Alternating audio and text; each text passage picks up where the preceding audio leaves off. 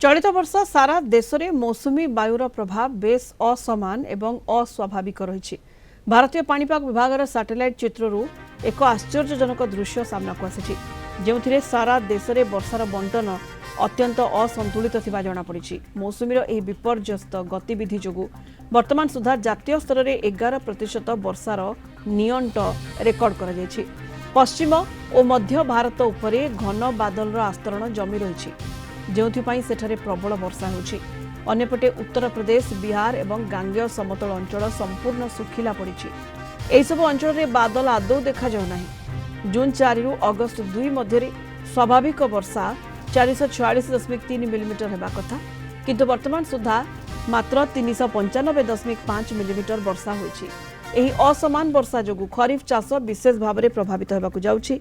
झारखंड, बिहार, उत्तर प्रदेश एवं कर्नाटक भली प्रमुख कृषि प्रधान राज्य रे धान बुणा कार्य बाधाप्राप्त होइछि।